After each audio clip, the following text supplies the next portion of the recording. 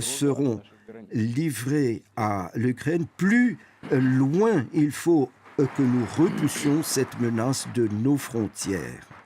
Les élites de l'Occident ne dissimulent pas leurs objectifs. Ils veulent obtenir une défaite stratégique de la Russie. Qu'est-ce que cela signifie? Cela signifie mettre un terme à la Russie une fois pour toutes. Que ce conflit local soit mis en phase avec cet affrontement mondial. C'est la manière dont nous comprenons les choses et nous allons réagir à cela de la manière qui convient, parce qu'il s'agit là de l'existence même de notre pays. Ils ne peuvent pas ne pas se rendre compte du fait qu'il est impossible de vaincre la Russie sur le terrain militaire. Voilà pourquoi ils multiplient les attaques dans le champ des médias, dans le champ de l'information. Ils s'attaquent aux jeunes. Et là, encore une fois, et constamment, ils pervertissent les faits historiques et continuent leurs attaques sur notre histoire, sur l'Église orthodoxe russe. Qu'est-ce qu'ils font avec leur propre peuple? La destruction de la famille, de l'identité culturelle et nationale. La pédophilie devient la norme dans leur vie. Et les prêtres sont contraints de donner leur bénédiction à des mariages homosexuels. Les adultes ont le droit de vivre comme ils l'entendent et nous avons bien sûr reconnaissance de ce fait. Personne ne cherche à s'immiscer dans la vie privée des êtres, mais il faut leur dire, mais regardez les Écritures saintes, regardez les principes de toutes les religions du monde, tout est dit, y compris le fait que la famille, c'est l'alliance entre un homme et une femme.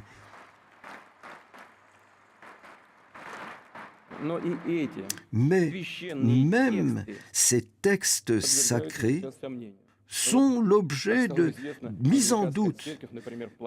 L'Église américaine, nous dit-on, a l'intention de créer l'image d'un Dieu au genre indéterminé. Ils ne savent pas ce qu'ils font. Des millions de gens en Occident sont conscients du fait qu'on les mène vers une catastrophe spirituelle véritable. Et les élites sont en train de sombrer dans la démence. Ils ne se soignent pas. C'est leur affaire. Mais nous devons défendre nos enfants contre cette dégradation et donc contre cette dégénérescence.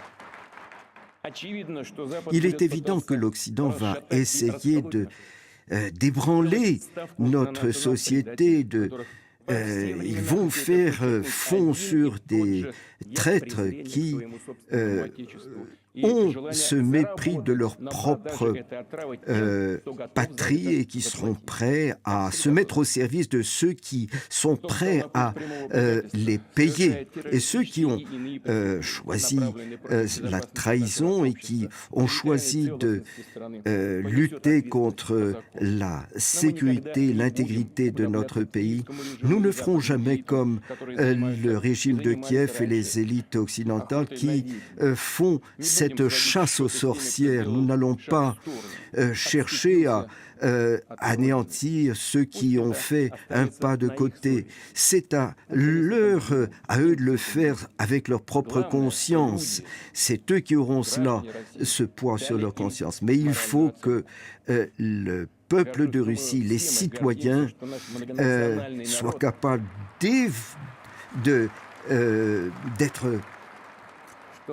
d'estimer à son juste prix ce comportement. Et notre peuple pluriethnique, multinational, reste uni et comprend nos objectifs et nos actions.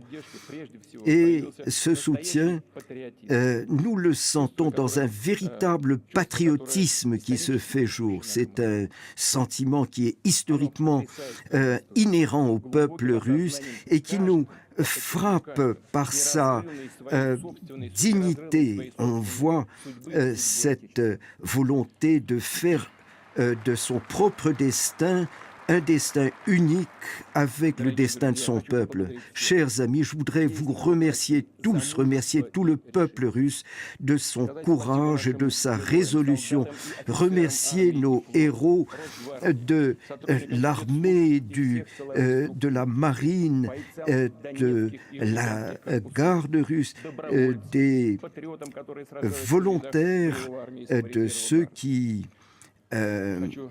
participe au groupe Bars. Je dois présenter mes excuses aussi de ne pas pouvoir les nommer tous. Quand je préparais cette adresse, j'ai préparé une très très longue liste de toutes ces unités combattantes. Mais je le répète, il est impossible de les nommer